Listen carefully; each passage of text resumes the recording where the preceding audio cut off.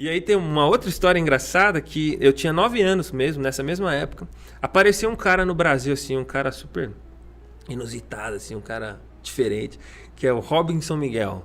Era um músico, ele é um morenão, assim, toca muito bem violão. E ele foi no programa do Jô. E nessa época, meu primo, assim, que era um primo rico, todo mundo tem um primo que é mais rico, né? Uhum. Aí meu primo rico gravou um VHS pra mim, ele tinha uma máquina lá de gravar VHS.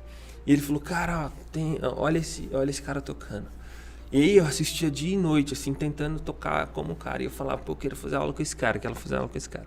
E nessa época, meu pai ele fazia seminário na Vila Mariana, ali em São Paulo.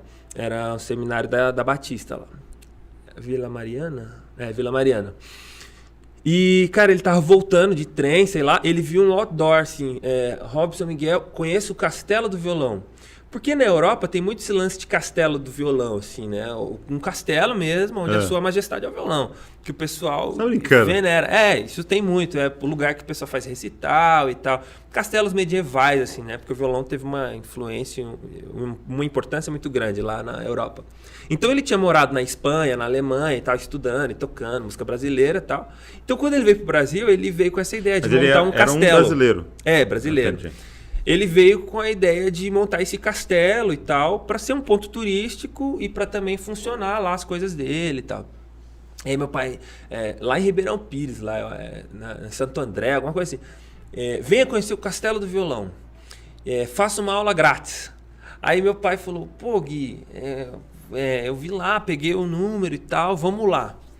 Cara, assim... Lembrem, tô falando de uma família paupérrima. Meu pai era, sei lá, 20, 30 quilômetros de casa.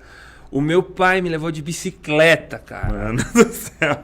De bicicleta. 30 quilômetros. Você não sabe. Nos primeiros 5 quilômetros estourou a corrente da bicicleta. E aí a bicicleta ia na descida, na subida a gente tinha que ir... Cara, foram 4, 5 horas para chegar e mais o mesmo para voltar. Mas a gente foi lá fazer a aula gratuita. Ouvi essa. Aí cheguei lá, aí o cara, você toca? Eu falei, toco e tal. Aí ele me deu o violão, eu toquei até uma música do Eric Clapton, Tears in Heaven. E aí o cara começou a chorar, bicho. Eu falei, pô, viu no cara na televisão, o cara tá chorando aqui agora, né? Aí o cara falou assim, meu, você não sabe, ó.